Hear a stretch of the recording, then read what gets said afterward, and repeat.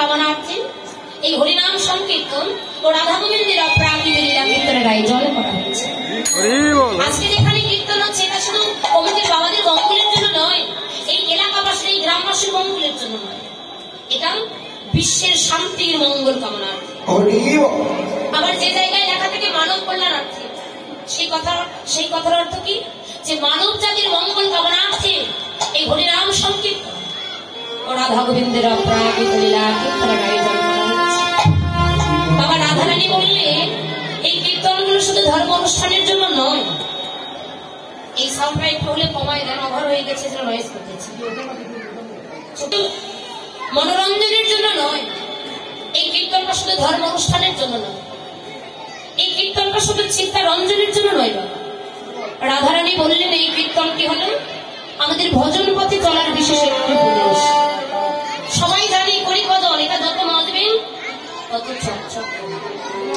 আগেরকার জিনিস শুনেছি, আমি তো ছোট মানুষ বাবা, দুদিনের মেয়ে, আমাদের ঠাম্মা আমার দাদু ভাই যারা ছিল তাদের মুখে শুনেছি, এদিকের বাচ্চাদের একটি জিনিস শুনেছিলাম, মানে কয়েকটা এলাকা ধরে কয়েকটা পাড়া ধরে একটা হরিবস, কিন্তু এখন পাড়ায় পাড়ায় আছে, ঘরে ঘরে আছে। এতে আমাদের উন্নতি হচ্ছে কিছু? বলেন বাবা, উন্নতি হচ্ছে? ঘরে ঘরে যে হরিবসন হচ্ছে, কি উন্নতিটা হচ্ছে? মা সংসার হতে আমার ছেড়ে দিয়ে যেদিন মায়ার ঘর থেকে বাহির হবে, ওমা আমার ছেড়ে দিয়ে দেহ খাঁচা থেকে যেদিন প্রাণ পাখিটি প্রাণবাহিটি চির বিদায় নিয়ে চলে যাবে, এত সুন্দর দেখির জায়গা যেদিন ওই মায়ার ঘরে হবে না, মায়ার ঘর থেকে বাহির করে তুলসী তলায় উত্তর দিকে সবাই দিয়ে চার বন্ধু কাঁধে করে যখন শ্মশানে নিয়ে যাবে, বদলে কি বলবে? বল হরি, বল হরি, বল হরি। সেদিন তো প্রত্যেকটি জীবের উত্তর হয়ে যায়।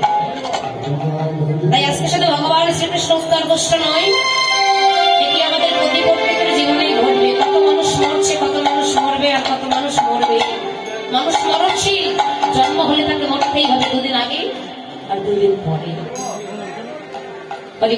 তো চলুন আমরা আস্বাদন করবো ভগবানের সেই উত্তর গোষ্ঠ লীলা। তদসীতে গৌর সন্দেহকারীরা প্রেম সে সকলে একবার আত্মসমর্পণ। আমার বাবার জয়ের ধরে শাস্ত্রী কলম দিলেন, হরের নামই বকে বল, হরের নাম, হরের নাম, হরের নামই বকে বল, কালো নাস্তে বনাস্তে বনাস্তে ভগবতীর উন্নতা। এই কলিযুগে তোমাদের মধুমাখার নাম বিনে আর কোন গতি নেই। সবাই জানি হরিকথা জানি, কেন করতে পারছি না? আমাদের তো অভাব নেই, কেন করবো? আর যদিও বা করছি, নাম করেও তার কৃপা পাচ্ছে না। কিন্তু একটু আগে বললাম, আপনারা তো ধরে ফেলবেন, মানে তুমি যে এখনই বললে একবার কৃষ্ণ নাম করলে জীবের সমস্ত পাপ তার দূরীভূত হয়ে যায়, তাহলে একবার কেন? এই যে দেখুন আমরা কতবার নাম করছি, এতবার করছি, সারাদিন করছি, নামের তো কৃপা হচ্ছে, নামের তো করুণা হচ্ছে। কি করে হবে বাবা? মায়েদের শ্রেষ্ঠ কাজ কি মা? রান্না বান্না করা। অন্য কাজে পারদর্শী না হলে চলবে, কিন্তু রান্নাটা ঠিকঠাক করতে হবে, নইলে বাবাদের বকা খেতে হবে। তাই তো মায়েদের শ্রেষ্ঠ কাজ রান্না বান্না করা। মনে করি আজকে আপনারা খুব সুন্দর একটা তরকারি রান্না করেছে, ওই তরকারিতে যা যা লাগে প্রচুর পরিমাণে সব দেওয়া হয়েছে মা, কিন্তু ভুলবশত ওই তরকারিতে লবণ দেওয়া হয়। তরকারিটা খাওয়ার উপযুক্ত হবে বাবা? তরকারিতে লবণ না দিলে যেমন তরকারিটা খাওয়ার উপযুক্ত হয় না, তেমনি এখানে আমার মহাজন করণ দিলে লবণ। তোমরা দিবানিশি যতই হরিনাম করো না কেন, সারা জীবনে যতই তোমরা কৃষ্ণ নাম করো না কেন, একটা কথা মনে রাখবে, সারা জীবন ধরে হরিনাম করতে হবে না, সারাদিন তোদের হরি ভজন করতে হবে না, সারাদিন ধরে কষ্ট করে বসে কীর্তন শুনতে হবে না। যতটুকু সময় শুনবে, ততটুকু সময় শোনার মতো যদি তুমি শুনতে পারো, যতটুকু সময় তুমি আস্বাদনে করবে সেটা যদি করার মতো করবে, যতটুকু সময় তুমি নাম করবে, ততটুকু সময়ের মধ্যে এই হৃদয়ে ছিল তোমার প্রেম। তুমি যেটুকু সময় নাম করবে ওইটুকু নামের মধ্যে যেন তোমার হৃদয়ে অটুট ভক্তিটুকু থাকে।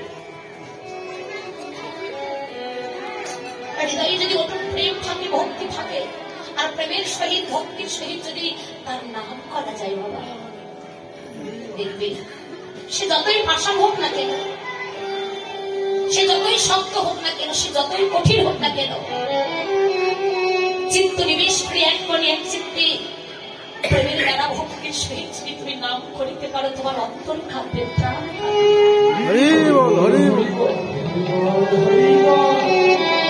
নামের গুণে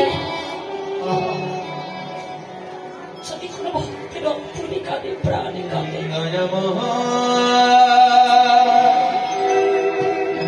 সেই ভক্তের হৃদয়ে জল এসে যায়। প্রমাণ করেন বাতাসা অত্যন্ত শক্ত জিনিস, বাতাসা জলের মধ্যে ছেড়ে দিবে, কি হয়? ধীরে ধীরে জলের পরশে বাতাসা নরম হয়ে যায়, জলের পরশে ধীরে ধীরে বাতাসা গলে যায়। তাই যার মন যতই কঠিন হোক, যতই পাষাণ, যতই শক্ত, রাত্রি ৩টার পর সূর্যোদয়ের ১ ঘন্টা ৩৬ মিনিট পূর্বে শুদ্ধ বসন পরে শুদ্ধ আসনে বসে যার যেমন ১ থেকে ১.৫ ঘন্টা হরে কৃষ্ণ নাম গাইতে থাকে। নামের গুণে তোমার অন্তর কাঁদবে, প্রাণ কাঁদবে। নামের গুণে যদি কোনো ভক্তির অন্তরে কাঁদে, প্রাণ কাঁদে, সেই ভক্তের হৃদয়ে জল এসে যায়। লাগে না কোনো ভক্ত, লাগে না কোনো যন্ত্র, লাগে না কোনো অস্ত্র, কোনো কিছু লাগে না বাবা। তাই আজকে এত সুন্দর মধুর বৃন্দাবন ধামে এসেছে, কষ্ট করে হাঁটু ব্যথা হয়ে গেল, সারাদিন বসে আছে, কৃপা হবে না, এত কষ্ট করলে হবে না। কষ্টের মধ্যে একটু সুখ থাকা যায়, শরীরে যদি সুখ না থাকে হবে? এত কষ্ট করে সারাদিন এখানে পায়ে ব্যথা করে বসে আছেন, তার কৃপা হলো না, কোনো লাভ নেই। যতটুকু সময় থাকবেন মা, ততটুকু সময় ভক্তি নিয়ে থাকুন, প্রেম ভালোবাসা নিয়ে থাকুন। ভগবান আমার সর্বৈশ্বর্যপূর্ণ ভগবান, তার কোনো কিছুর অভাব নেই। আমার ভগবানের কাঙ্গালের মতো শুধু বসে আছে একটা জিনিসের অপেক্ষায়, কিসের? একটা জিনিসের কাঙ্গাল, কিসের কাঙ্গাল? আমার ভগবান যে বড় ভালোবাসার কাঙ্গাল।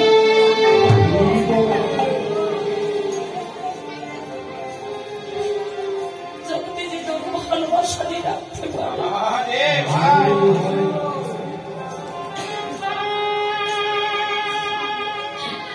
ভগবান সেই ভক্তির ডাকে সাড়া না দিয়ে দূরে থাকতে পারে না। জাগতিক সম্পদ নয়, কোন সম্পদ? ভক্তি সম্পদে প্রেম সম্পদ, ভক্তি সম্পদ, প্রেম সম্পদ। এই দেহ ঘরে কত জনের আছে, তাদের সবই কিছু ছিল, কিন্তু সামান্য যুদ্ধে তারা জয়লাভ করতে পারেনি। কেন? ভগবান তাদের পক্ষে ছিল না। বাবা রাখি হরি মারে কে? এই জগতে ভগবান যদি কাউকে ফেলে দেয়, কারো সামর্থ্য আছে তাকে ভাসাবে? আর ভগবান যদি কাউকে ভাসায়, জগতে কারো সামর্থ্য আছে তাকে ফেলে? ভগবান যদি কাউকে ডোবায়, জগতে কারো সামর্থ্য নেই তাকে ভাসাবে। আর ভগবান যদি কাউকে ভাসায়, জগতে কারো সামর্থ্য নেই যে তাকে ডোবাবে। তাই তো রাখে হরি মারে কে? মারে হরি রাখে কে? কুরুক্ষেত্রের যুদ্ধ শুরু হবার পূর্বের দিন ধর্মরাজ যুধিষ্ঠির ভগবান শ্রীকৃষ্ণের কাছে ছুটে গেলেন, সখা আগামীকাল তো যুদ্ধ, যুদ্ধ শুরু হবার পূর্বে আমি একবার তোমার জ্যাঠামশাই আর ওই জেঠিমণির চরণে একটু প্রণাম করে আসতে চাই। কে রে? ওরা না তোমার শত্রু? হলো না? তুমি কি বলছো? ওরা না তোমার শত্রু, তুমি কেন ওদের চরণে প্রণাম করবে? সখা শত্রু হলে কি হবে? ওরা তো আমার গুরুজন, গুরুজনের চরণে যদি প্রণাম না করি, গুরুজনদের কাছে যদি আশীর্বাদ না নেই, শুনেছি তুমি যে ভক্তির অধীন ভগবান, গুরুজনের কাছে যদি আশীর্বাদ না নেই, ভক্তির অধীন ভগবান না জানি যদি আমাদের সঙ্গ পরিত্যাগ করে তুমি চলে যাও। কৃষ্ণ যুধিষ্ঠিরকে বুকে জড়িয়ে ধরে বলছে, দাদা ও দাদা, এজন্যই তো আমি তোমাদের সঙ্গ পরিত্যাগ করতে পারি না দাদা। বেশ, যাও আশীর্বাদ নিয়ে এসো। আমার কৃষ্ণের জ্যাঠামশাইকে আর জেঠিমণিকে জানেন? কৃষ্ণের জ্যাঠামশাইকে জেঠিমণিকে জানেন? অন্ধ ধৃতরাষ্ট্র আর শতপুত্রের জননী মা গান্ধারী। গিয়ে ডাকছেন, জেঠিমণি। কে? আমি যুধিষ্ঠির। তুই এখানে কেন? আগামীকাল না যুদ্ধ, এখানে কি করতে এসেছিস? জেঠিমণি, আমি যে তোমাদের চরণে একটু প্রণাম করতে এসেছিল। আমাদের চরণে প্রণাম করবি? ওরে আমরা না তোদের শত্রু, আমাদের চরণে কেন প্রণাম করবি? না গো জেঠিমণি না, এখনো পর্যন্ত তোমরা আমাদের শত্রু হওনি, আগামী কাল থেকে তোমরা আমাদের শত্রু হবে। আচ্ছা, এখানে তাহলে কি করতে এসেছি? বলে তোমাদের কাছে আশীর্বাদ দিতে এসেছি। আশীর্বাদ? কি আশীর্বাদ চাস? জেঠিমণি, অন্য কিছু না, অন্য কোন আশীর্বাদ চাইতে আসেনি, এইটুকু আশীর্বাদে করো। আগামীকাল তো যুদ্ধ, ওই যুদ্ধে তোমার শতপুত্র যেন জয়ী হয়ে যায়, আর আমরা পঞ্চ পাণ্ডব যেন ওই যুদ্ধে নিধন হয়ে যায়।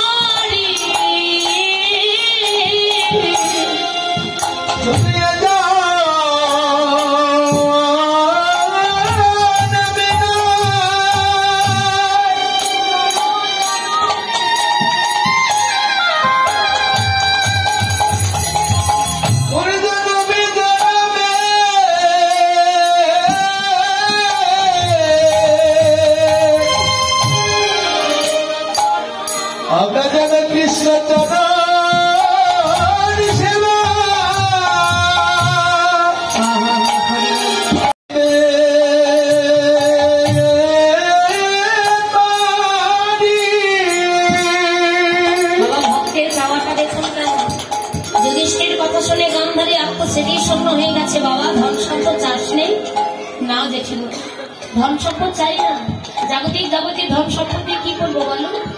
দিয়ে ধন দেখে মনে কেড়ে নিতে কতক্ষণ। জগতে যে যা ভগবানের কাছে কামনা করে ভগবান তাকে তাই দেয়, আর দেওয়ার পর সেটা কেড়ে নিতে 1 সেকেন্ড সময় লাগে। এই জাগতিক ধন সম্পদ কি করবো? এইটুকু আশীর্বাদ করে কিছু করিতে না পারি, সেদিন যেন কৃষ্ণ চরণ সেবা আমরা করি। গান্ধারী আশীর্বাদ করছে, বাবা আশীর্বাদ করছি, যথা ধর্ম তথাই জয়, আর অধর্মের হবে পরাজয়। দুর্যোধন ছুটে এসে বলছে, মা এ তুমি কি আশীর্বাদ করবে? বাবা যে আশীর্বাদ করেছে ঠিকই করেছে, ওদের আর যুদ্ধ করতে হলো না, বিনা যুদ্ধে ওরা জয়ী হয়েছে। যুধিষ্ঠির ছুটে গেলেন কৃষ্ণের কাছে, কৃষ্ণ মুখে জড়িয়ে ধরে বলছে, দাদা বলো দাদা, আর কি তোমাদের যুদ্ধ করতে হবে? যুধিষ্ঠির বললেন, শাখা যুদ্ধ করতে হবে না, কিন্তু ওরা যদি আমাদের 5টি ভাইকে 5টি গ্রাম দিয়ে দেয় তবে আর যুদ্ধ করতে হবে না। এই প্রস্তাব ভগবান কৃষ্ণ দুর্যোধনের কাছে রাখলেন, কিন্তু দুর্যোধন বিনা যুদ্ধে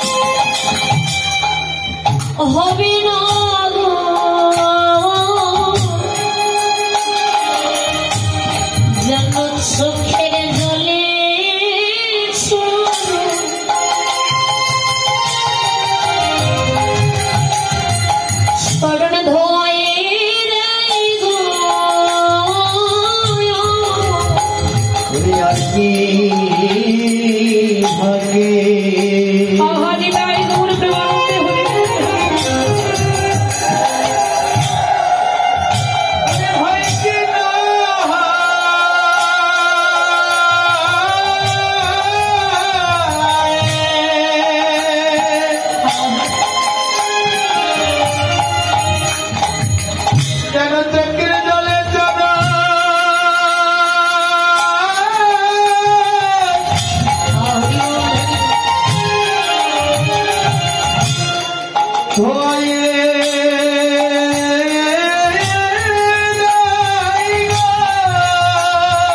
ভগবান কি আর থাকতে পারে বাবা? অর্জুনকে মুখে জড়িয়ে ধরে বলছে সখা আর কেঁদো না, এই জগতে জানে কেহ নাই তারে তুই আমি আছি। মনে রেখো ওদের ঘরে অনেক অনেক ধন সম্পদ থাকতে পারে, কিন্তু আমাকে কেনার মতো সম্পদ তাদের ঘরে ছিল না। এই জগতে শুধু তুমি কেন, যারে কেহ নাই তারে তুই আমি আছি। যারে কোনো আশ্রয় নেই তার একমাত্র আশ্রয় হলাম আমি। ভবে যারে কেহ নাই জানো জানো, জগতে যারে কেহ নাই ও তার শেষের গতি আমি করি, ও তার শেষের গতি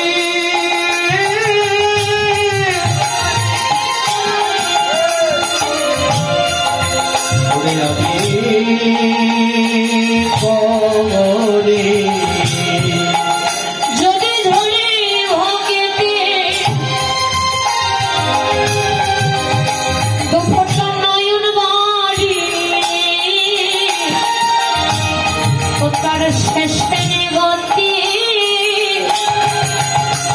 আমি করি। যদি ধরে ভক্তে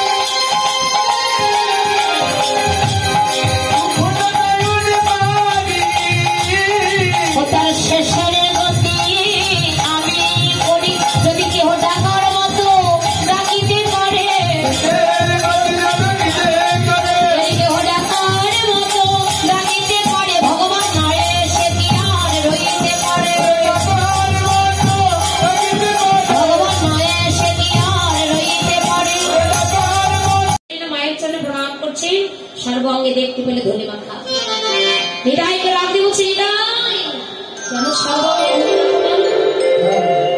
সকালবেলা আমি আমার সোনার নিমাইকে তিলক চন্দন রেখে ষোলো ধনের তীরে খেলতে পাঠালাম, আপনারা কি এমন করে সোনারাকে ধরে ফেলেছিস? আমার নিমাই তোদের কি অপরাধ করেছে বল? কেন ধরে নিয়েছিস? কেন মেরেছিস বল? কথা নেই ভাষা নেই, অতটা বলেছে আজকে মা তুমি তোমার সোনার নিমার অঙ্গের দিকে তাকালে, একবার তুমি আমাদের অঙ্গের দিকে তাকালে না, আমরা তোমার নিমাইকে মারিনি মা। জানো মা নিমাই আমাদের একমাত্র ভাই। এক ভাই আরেক ভাইয়ের মুখ দেখতে চাই না বলে পাঁচিল তুলে দিচ্ছে, সামান্য জায়গা জমির জন্য লাঠালাঠি রক্তে রক্তাক্ত হচ্ছে। কিন্তু লঙ্কার মাটিতে ছিল ভাই রাবণ, বিভীষণ, কুম্ভকর্ণ ছিল না, এরাই ছিল ভাই লঙ্কার মাটিতে প্রধানিত হয়ে। রাবণ বলেনি যে আমার রাজ্যে কাউকে হরিনাম করতে দেব না, কিন্তু বিভীষণ তথাপিও ভাইকে লুকিয়ে হরিনাম করেছে। আর সেই কথা শুনতে পেয়ে প্রধানিত হয়ে গৃহের মাঝে যখন দেখতে পেলে আমাকে লুকিয়ে হরিনাম করছে, রাবণ রাজা প্রধানিত হয়ে নিজের পদবী ভাইয়ের বক্ষে আঘাত করলেন। আর সেই আঘাত সেই লাঠিটা সহ্য করে বিভীষণ কেঁদে কেঁদে বলছে দাদা তুমি তোমার কোমল চরণ দিয়ে আমার পাষাণ হৃদয়ে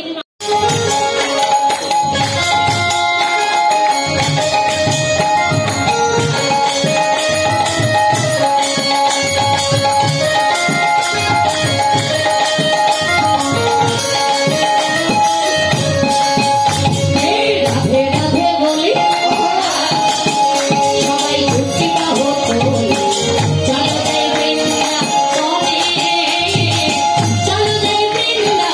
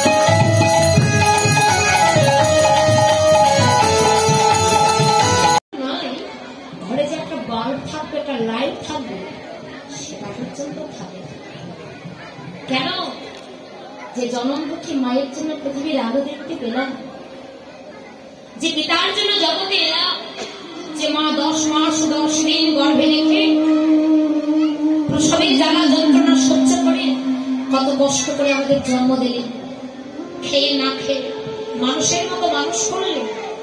সেই পিতা মাতাকে আমরা ভালোবাসতে জানি? আমাদের মতো নরাধম জগতে আর কেউ হতে পারে? কজন আছি পিতা মাতাকে ভালোবাসি? একটা কথা এখানেই প্রমাণ হয়ে যাবে, মিথ্যা তো কীর্তন অবশ্যই বলা যায় না। এখানে আপনারা যেনারা কীর্তন শুনতে এসেছেন, মায়েরা বাবারা সবার উদ্দেশ্যে বলছে, বলুন তো কারা কারা পিতা মাতার চরণে প্রণাম দিই, স্বামীর চরণে প্রণাম দিই, স্বামীর কাছে অনুমতি নিই কীর্তন শুনতে এসেছেন? হাত তুলুন। কতজন এসেছেন? জায়গা ধরে কেন অনেকে হাত তুলছে না? লজ্জা পাচ্ছে, ভয় হচ্ছে? আমার লজ্জা ঘৃণা ভয় দিন থাকতে কৃষ্ণ ভজন সদন নয়, এখানে মুখে থাকতে হবে। কতজন পিতা মাতাকে ভালোবাসে, কতজন শ্রদ্ধা করি, কতজন পিতা মাতাকে মানে? মা হলে একটা কলসে সমতুল্য বাবা, একটা কলসের দুধ দিয়ে চুরি সে কিনা আমারই বলেছে, যার জন্য চুরি করবেন সে আপনাকে চলবে। ভগবানের নামে পিতা মাতাকে ভালোবাসে, মায়ের চরণে দুঃখ দেয় না, পিতা মাতাকে কেউ অবহেলা করে না।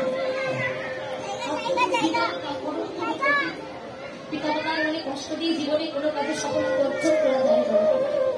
কথাই বলে না, পিতা মাতার আশীর্বাদ খাওয়া ছাড় বোধ হয়। পিতা মাতা যে আশীর্বাদ করবে ভগবানের সাধ্য নেই, সেই বাচ্চা করবে। কিন্তু সেই পিতা মাতাকে কত ভালোবাসে, সেই পিতা মাতাকে কদম শ্রদ্ধা করি কেন করতে পারি? সকলের চরণে নিবেদন কোনোদিন পিতামাতাকে অবহেলা করবে না। শুধু পিতামাতা নয়, মায়েদের বলছি, তৎসঙ্গে শ্বশুর শাশুড়িদের মনে তুমি কষ্ট দেবে না। যাকে নিয়ে তুমি আজকে এত আনন্দ করছো তাকে কোথায় পেয়েছো? যাকে নিয়ে তুমি আজকে এত আনন্দ করছো তাকে পেয়েছো? যে শ্বশুর শাশুড়ির জন্য পেয়েছো মনে দুঃখ দেও না। আমরা গুরুজনদের মনে কষ্ট দেওয়া যায় না, অবমাননা করা যায় না, অবমাননা করা যায় না। তারা আমাদের শ্রদ্ধার পাত্র, ভালোবাসার পাত্র, ভালোবাসা। তাদের শ্রদ্ধা করো, তাদের সেবা যত্ন করো, ভগবান সন্তুষ্ট হবে। জগৎ সামনে তুমি লাভ করতে পারো। ভালোবাসার সঙ্গে জগতে কোনো ভালোবাসা যে পিতামাতার জন্য জগতে সেই পিতামাতার মনে তোমরা কষ্ট দিও না, সেই পিতামাতার মনে তোমরা দুঃখ দিও না। সকলের চরণে নিবেদন। মায়ের মতো জন, মায়ের মতো দরদি, মায়ের মতো আপন আর কেউ হয় না গো, কেউ হয়। মায়েদের কথা বলি, দেখবেন অনেক মা আছে শ্বশুর বাড়ি থেকে বাবার বাড়ি যেতে চায় না। বলে তো কেন? কখন যেতে চায় না? যখন ওই দিদি ভাইয়ের মা থাকে না, বাবা থাকে না, তখন সে যেতে চায় না। হয়তো অন্যের কাছে গিয়ে কাঁদে আর বলে, দিদি রে তোর মা আছে, তুই কিন্তু যখন আমি আমার তো বলে আমার তো বাবা বল, আমি কোথায় যাবো? কার কাছে গিয়ে দাঁড়াবো? কার কাছে গিয়ে আমি আমার ভালোবাসা? কেউ হবে না আমার মা গো, এমন দরদি ভাবে কেউ হবে না আমার মা গো। পিতায় আনন্দে মাতিয়া সাগরে ফেরিয়া সেই যে চলে গেল, ফিরে এলো না। ও মায়ে ধরিয়া যথরে,